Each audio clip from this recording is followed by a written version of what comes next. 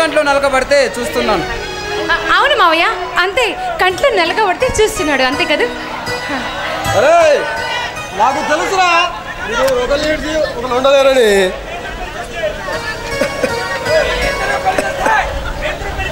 మీ ఇద్దరికి పెళ్లి చేస్తే నా బాధ్యతనేది.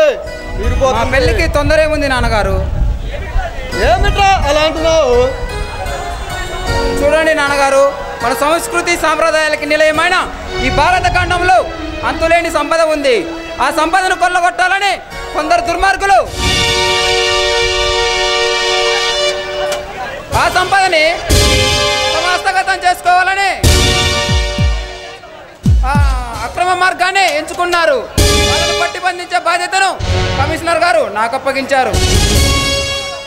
చూడు బాబు, నీ ఊరిలో ప్రియా ఎలా న్యాయం చేసుకుంటావు నువ్వు అలా న్యాయం చేయి.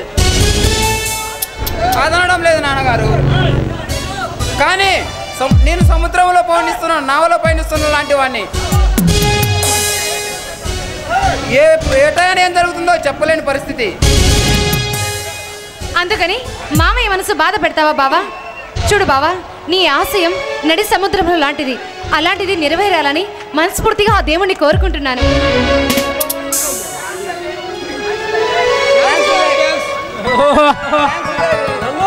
మనసును అర్థం చేసుకున్నందుకు చాలా థ్యాంక్స్. మొదలనిపించావురా, వచ్చినప్పుడు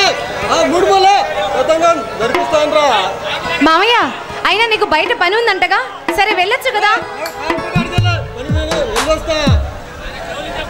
అమ్మయ్యా. చూడు దేవి, కమిషనర్ ఆఫీస్ దగ్గర నాకు పని ఉంది, పని చూసుకొని వస్తాను. అలాగే బావా, త్వరగా వచ్చేసి.